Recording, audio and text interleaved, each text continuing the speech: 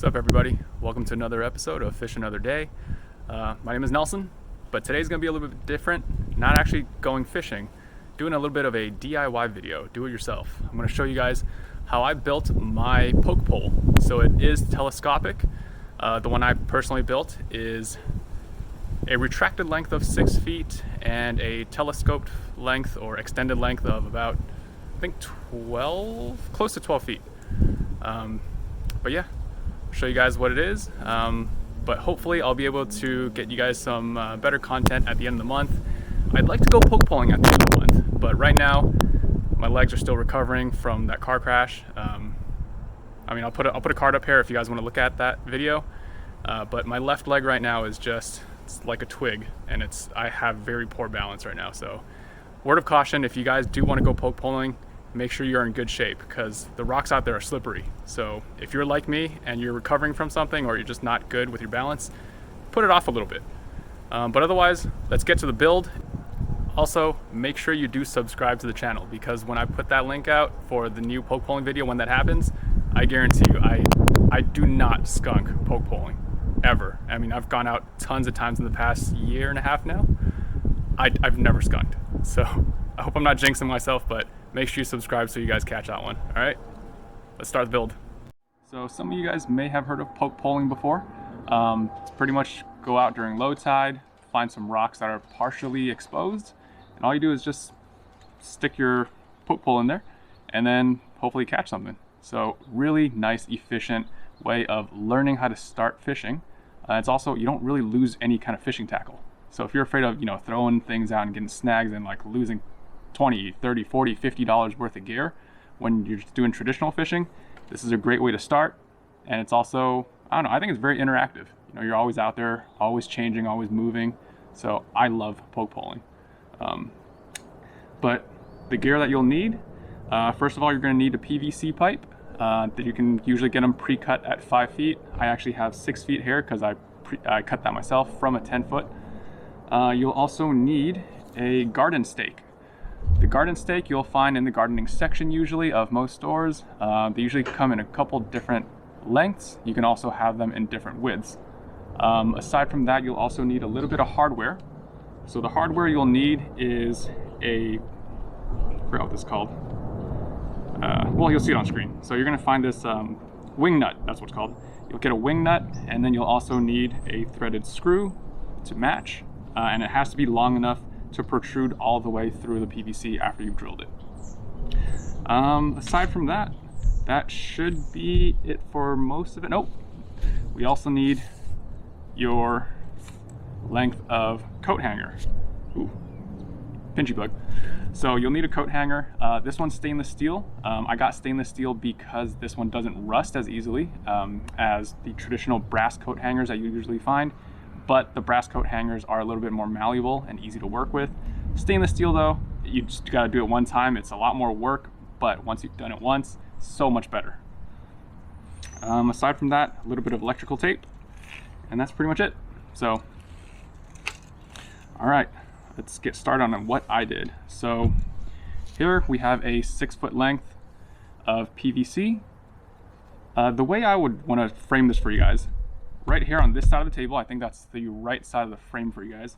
That's gonna be the butt end, and then this is gonna be the head end over here on the right. Where you start, so again, I have 6 feet, you don't need 6 feet, you can get whatever length you guys wanna use.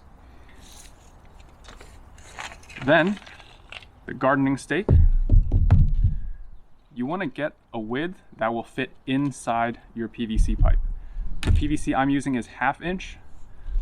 And then get the gardening stake. Also, I guess people call these tomato stakes. Make sure it fits inside. I'll show you guys here. Make sure it fits inside with a little bit of room left. Probably about like 1/3 of an inch of a gap between the stake itself and the PVC. And the reason you want that, once you're retracting everything, you want to make sure there's enough room for where the clothes hanger will still fit through. No big deal if you don't do that, it just won't retract all the way. I like it to do that just because it's a little more portable that way.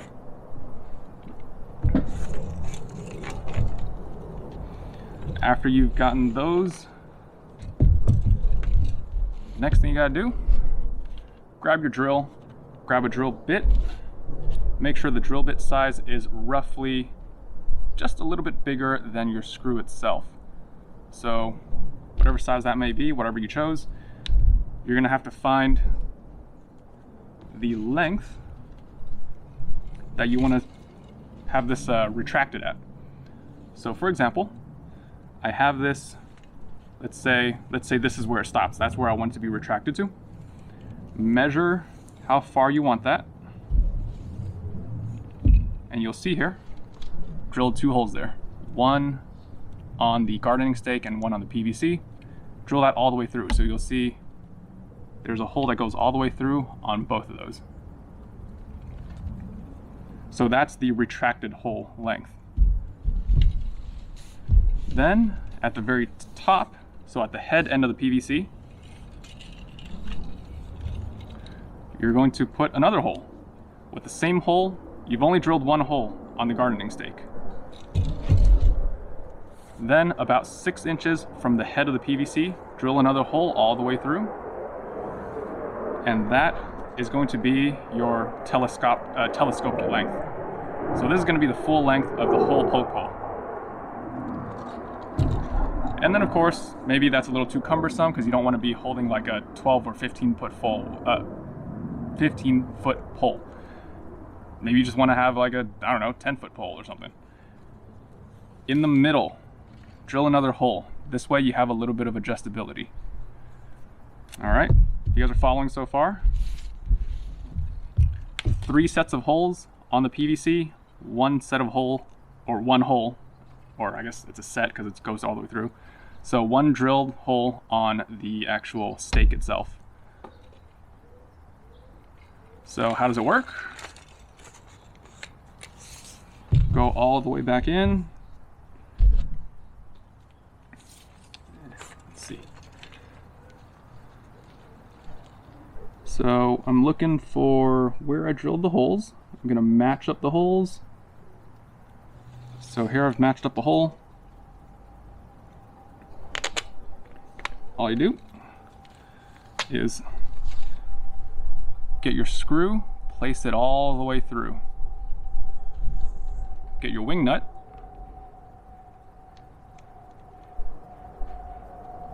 Thread that on.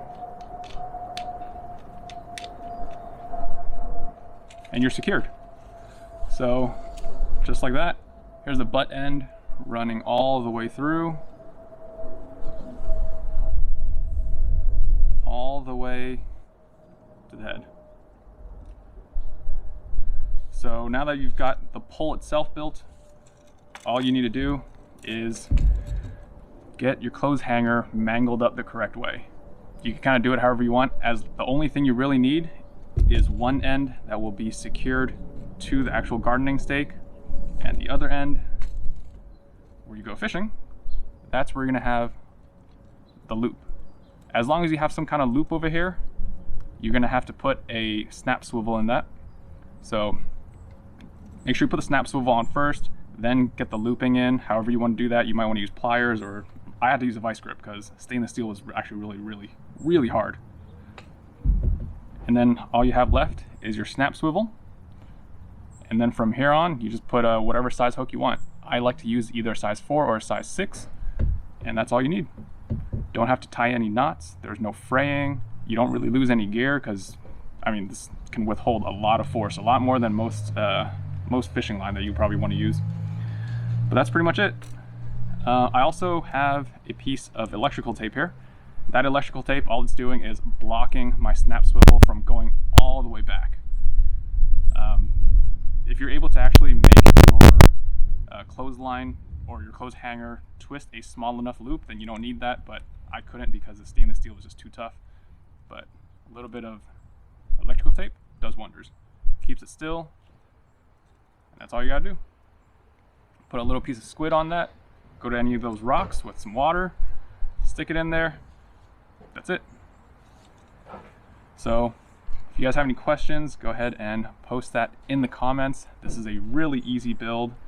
There's easier ways you could do this, obviously. Maybe you could just use a PVC pipe with, non-retractable and then just stick a clothes hanger on it. that's an option. It's probably going to cost you less than $5 for sure. This all in all took me about $10, but to have that retractability, like maybe there's a spot that's not accessible that I don't want to, you know, wade through, this is awesome, because this is about, I think I have 12 feet in total length after this is telescoped out. So love using this thing. Last thing I have on this is measuring tape. So the measuring tape, all I've done was just take a regular measuring tape, cut off a length of about, what is this, 60 inches? That's not right.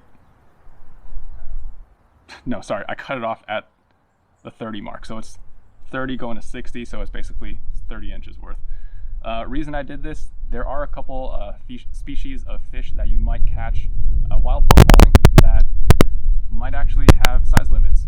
One of those is cabezon here in California, where I am at. You might get cabezon. Cabezon is currently 15 inches minimum length if you catch one. So really handy to have one of these. Catch your fish, lay it on there, measure it out, make sure everything's good to go. But otherwise, like I catch a lot of monkey face pricklebacks. Those have no size limit, but you don't want to keep any of them that's below, I don't know, 15 inches or so, because they don't really have enough meat when they're smaller than that. All right, so that's pretty much it. Super easy build, very cheap, inexpensive, and very easy to do. So if you guys have any questions on how to do this, or if you have any improvements, put it in the comments. And those of you who have gone poke poling, let me know what you guys have caught, because I've only caught a small cabezon, one rockfish, I want to get more, and a bunch of monkey face eels, and obviously there's a bunch of crabs out there too. So yeah, that's pretty much it. Let me know what you guys think. Hopefully I'll see you guys out there. Also, I'm recording this on Lunar New Year, so those of you that celebrate, Happy New Year to you. And yeah, here are my boys, got their New Year outfits on too. So yeah, hopefully you guys have fun, be safe out there, and hopefully I'll see you guys around. Take it easy.